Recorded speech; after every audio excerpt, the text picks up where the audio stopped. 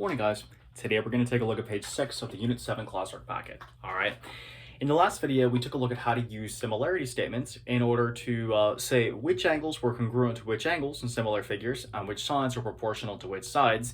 Today we're going to take a look at how we can use algebraic applications of this in order to solve problems for a variable or to find unknown side lengths. Okay, so we're going to start off by taking a look at example number 4.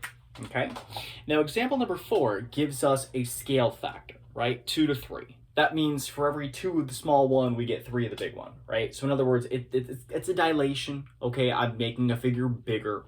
But here's how I'm going to write that scale factor for example number 4, all right? For example number 4, I'm going to write that scale factor not as 2 to 3. I'm actually going to write it as a fraction. And there's a reason for that, okay? So the way I'm going to do this is I'm going to say small to big, and then I'm going to write the same fraction using the information that's given to me in my diagram.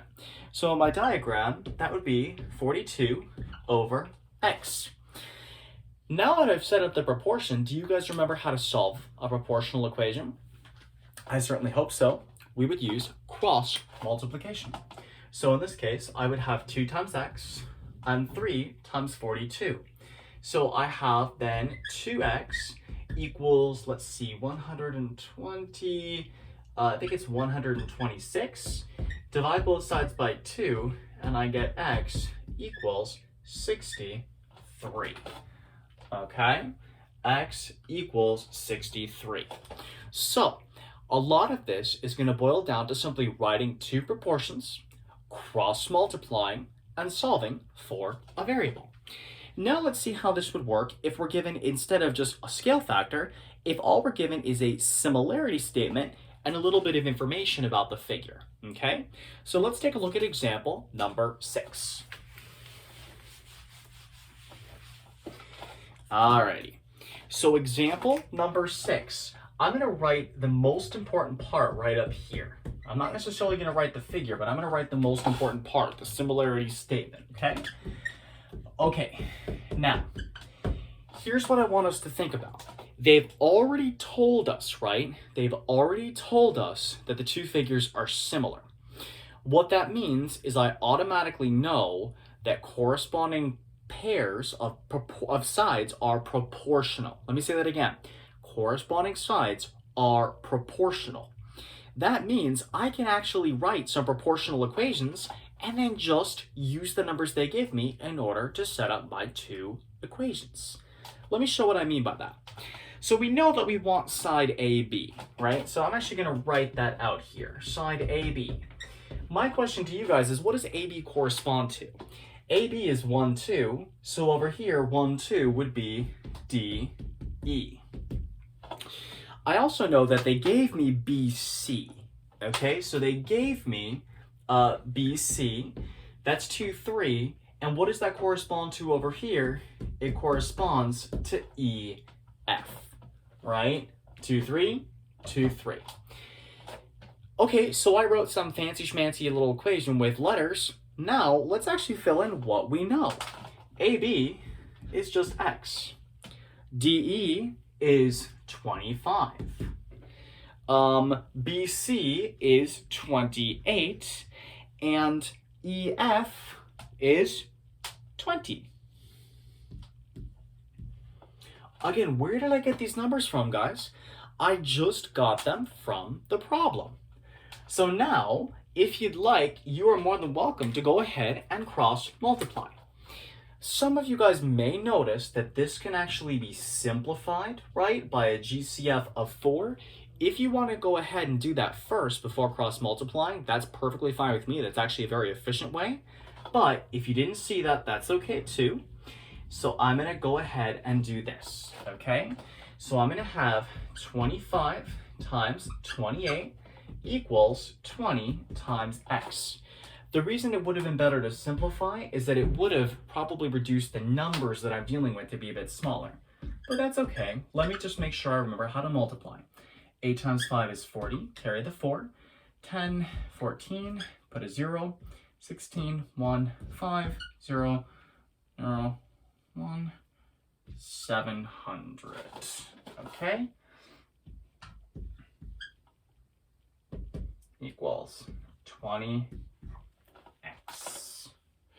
All right, let me think. Yeah, that makes sense. Okay, so to get rid of a multiplied 20, what do I do, guys? I would divide both sides through by 20. And so in this case, 0, 0, and I get x equals 35. Okay? So in this case, x would equal 35. Now, with that being said, this was a relatively, this was a relatively easy example, okay? Because it was no distribution. There were no algebraic expressions here, right? The next example we're going to take a look at is going to be a little more complex because it'll involve distributed property, but the process is the same. Use your similarity statement to write a proportional equation, then fill in the proportional equation using the numbers from the diagram, cross multiply, and solve. Okay?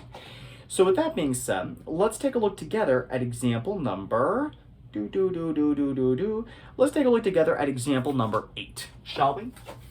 Example number 8. All right. So again, I'm not actually going to write out the diagram here because you have it right there. I'm not a good artist, but the most important thing is the similarity statement, okay? So they tell me that triangle AGM is similar, that's what the single squiggle means, to triangle KXD. KXD. Okay, so let's take a look at what they actually gave me. I know side AG, right? So I'm going to use that as part of my proportional equation. AG is 1, 2, and what is 1, 2 over here? That's going to be KX. Okay, so far so good. I also know GM, General Motors. So GM is 2, 3, and 2, 3 over here is going to be XD. Now that doesn't help me all that much, except I can now start filling things in. So AG was 32, KX was X plus 3, right? Over here, we know that GM is 36, and we happen to know that XD is X plus 6. So now, this has gone from being a triangle similarity problem to being pretty much an Algebra 1 Chapter 1 problem, right? Solving a proportional equation. Let's go. So let's do some cross multiplying, this time with distributive property. So I'm going to have 32 times x plus 6 equals 36 times x plus 3. Now I'm going to do something here for the sake of efficiency. I don't want anybody to freak out. If you wanted to, could you of course just distribute the 32 and 36? Yes, you could. But what I want to show you is that if you simplify using a GCF here, your numbers are actually going to be a lot more manageable than they would be otherwise. Let's take a look. What's the biggest number, guys, that goes into both 32 and 36? I think it's 4. So what I could do is I could actually divide the 32 and the 36 by 4. That turns into 8, and that turns into 9. So instead of having to distribute these big numbers, I could actually just distribute an 8 and distribute a 9. Let's see how much easier that's going to make our lives. So I get 8x plus 48 equals 9x plus 27. Subtract 8x from both sides, and I get x plus 27.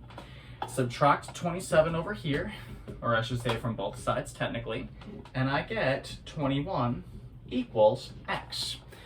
Now, would it have worked if you'd insisted on just distributing? Absolutely, it would have, but it would have required a fair bit of multiplication and a fair bit of division. If you're the type of person who relies heavily on a calculator, sorry, you may be out of luck, especially if something like this shows up on the non-calculator section of the Geometry EOC. My goal in showing you this is not to force you to use it, but it's to show you that there are ways to use the structure, in this case to use the GCF of these two expressions, to make the mathematics simpler and these problems easier to solve. So in sum, to describe this as a process, use your similarity statement to write a proportional equation, fill in the proportional equation using the information from the diagram, cross multiply, and solve.